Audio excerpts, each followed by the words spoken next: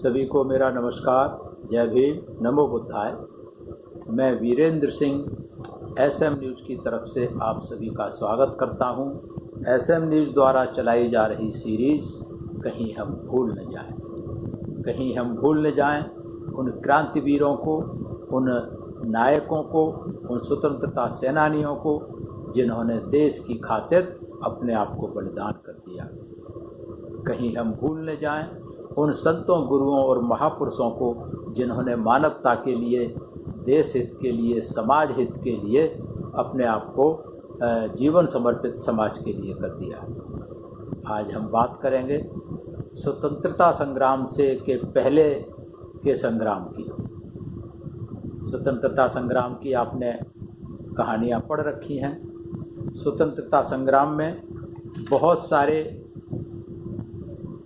शहीदों में कुछ शहीदों के नाम हैं जिनका इतिहास में स्वर्ण अक्षरों में नाम लिखा हुआ है।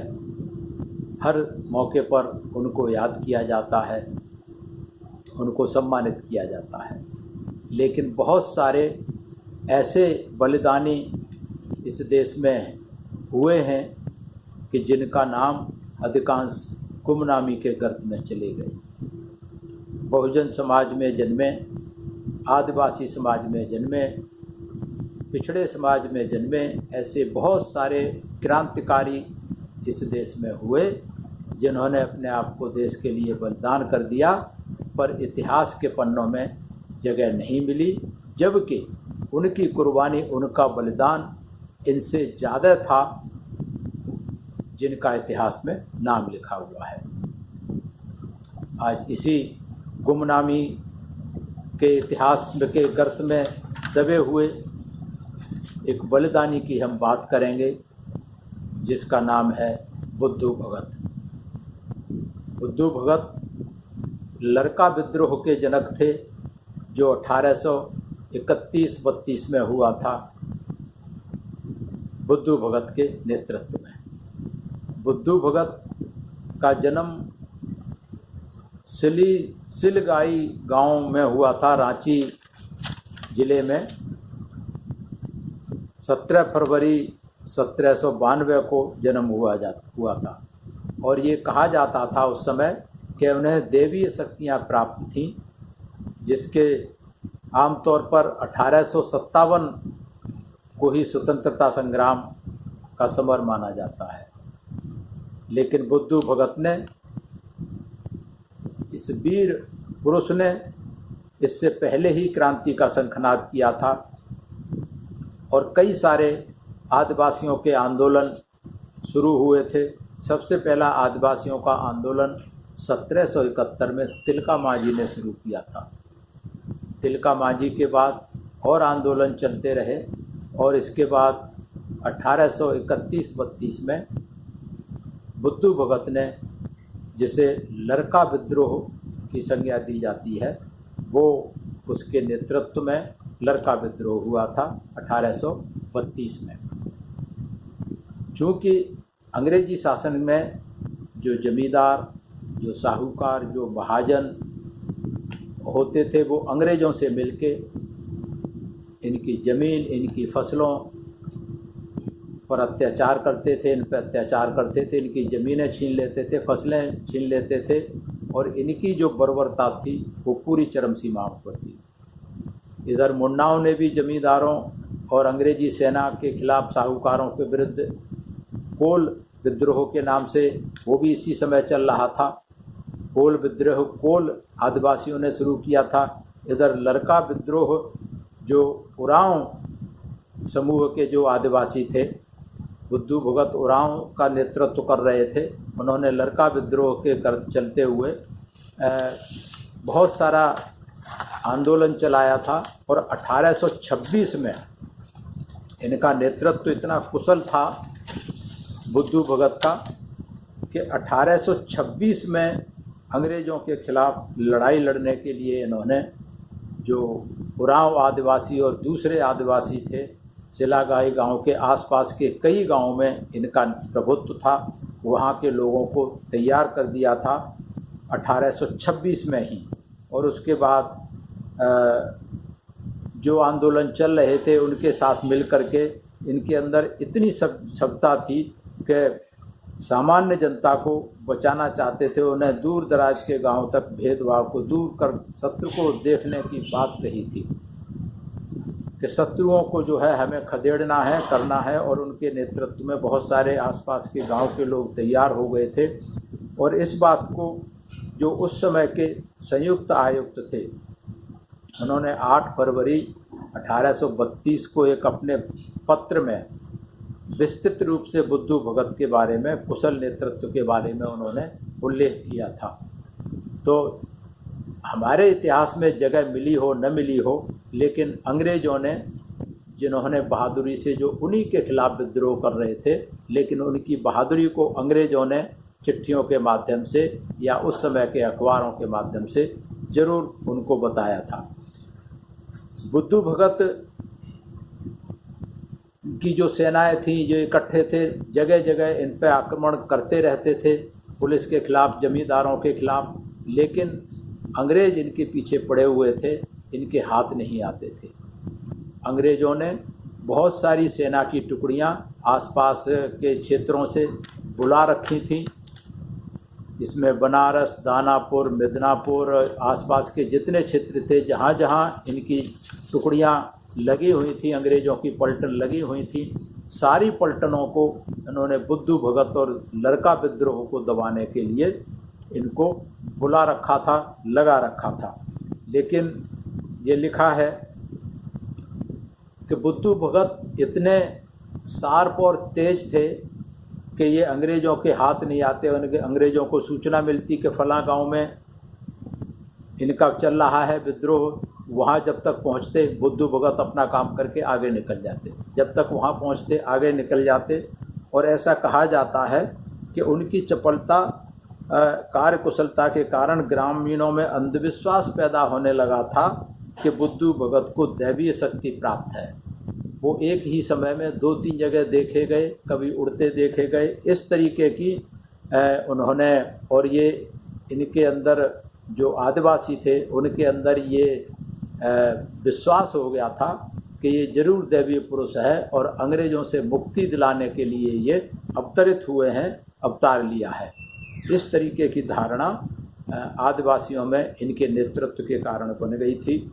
और अंग्रेज़ लोग इनकी चपलता और चंचलता से बहुत परेशान हो गए। वो हाथ नहीं आ रहे थे। इतनी सारी फौज की टुकड़ियाँ लगा ली, मंगा ली। उसके बाद इन्होंने 1000 रुपये का इनाम इनके सिर पे रखा। 1831-32 में 1000 रुपये बहुत होते थे, लेकिन चूँकि लोग जो थे इनके नेतृत्व में इतने इनके भक्त थे या स्वामी भक्त थे, या इनके नेतृत्व पर इतना भरोसा था कि किसी ने भी 1000 रुपये के लालच में भी कभी इनका पता नहीं बताया। नहीं तो कोई न कोई गद्दार ऐसे पैदा हो जाते थे कि जो लालच में आकर के बता देते थे। और भी स्वतंत्रता सेनानियों के साथ में ऐसा हुआ। इन्होंने 25,000 50,000 इनाम रखा और उस लालच में उनको पकड़वा दिया गया। लेकिन बुद्धू भगत को वो फेल हो गए, वो नहीं पकड़वा सके। इस तरीके से एक बार घिर गए बुद्धू भगत गांव में, अंग्रेज़ों की सेना ने घेर लिया।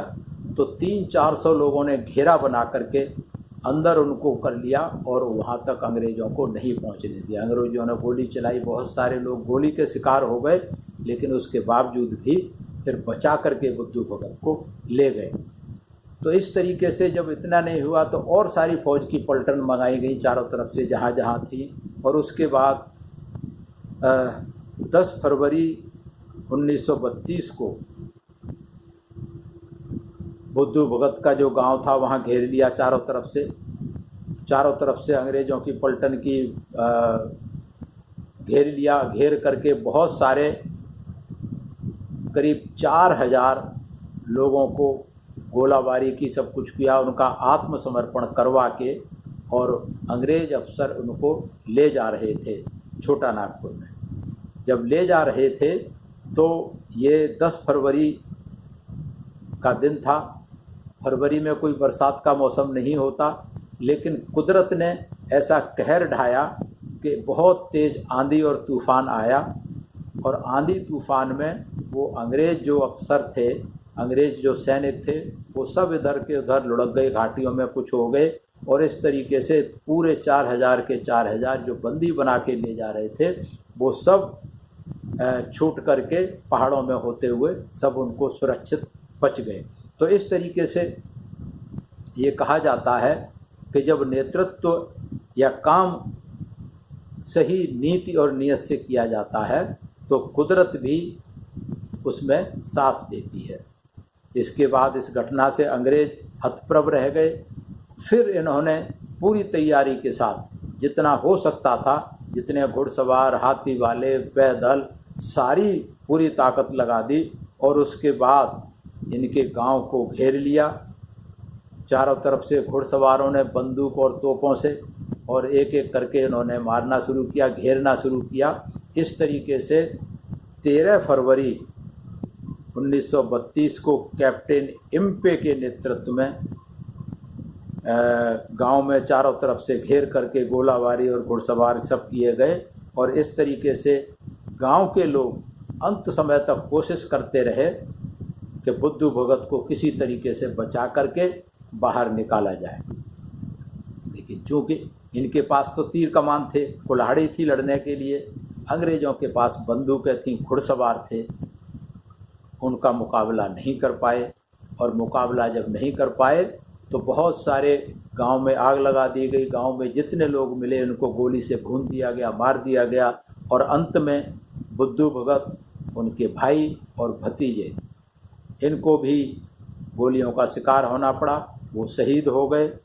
जब शहीद हो गए तो अंग्रेज़ों ने और बर्बरता दिखाई कि इनके सिर काट करके तीनों के, जो वहाँ का आयुक्त होता था, संयुक्त आयुक्त, वहाँ बड़ा एक उल्लास, उन्होंने एक जश्न मनाया।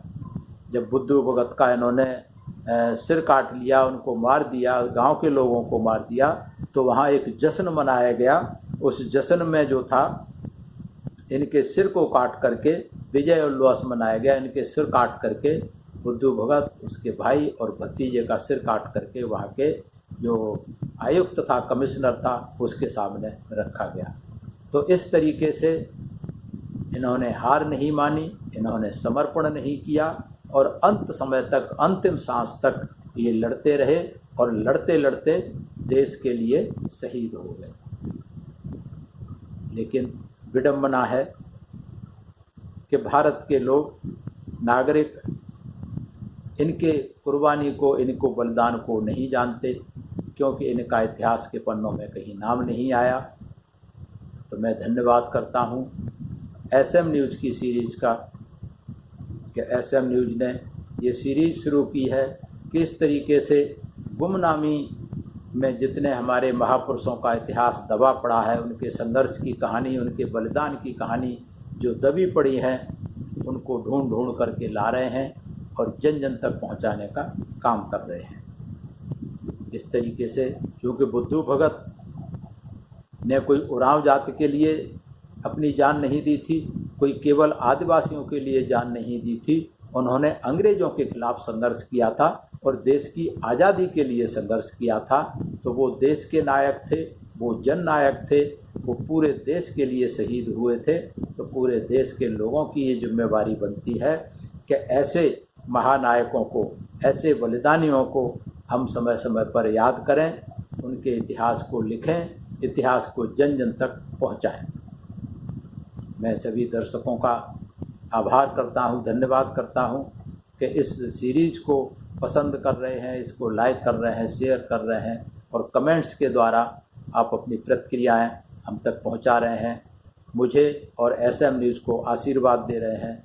मैं सबका हृदय की गहराइयों से आभार व्यक्त करता हूं, और इस निवेदन के साथ कि अगर आपके संज्ञान में, किसी के संज्ञान में कोई ऐसा महापुरुष, कोई ऐसा स्वतंत्रता सेनानी जो इतिहास के पन्ने में दबा पड़ा है, आपके एरिया में, आपके संज्ञान में कहीं है, उसके बारे में एसएम न्यूज़ तक पहुंचाने का काम करें। एसएम न्यूज़ उसे जन जन तक पहुंचाएगा।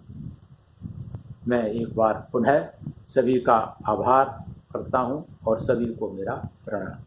अगर आपने अभी तक हमारा चैनल सब्सक्राइब नहीं किया है तो सब्सक्राइब करें और घंटी का बटन बिल्कुल भी दबाना ना भूलें ताकि सभी लेटेस्ट खबरें पहुंच सकें आप पे सबसे पहले।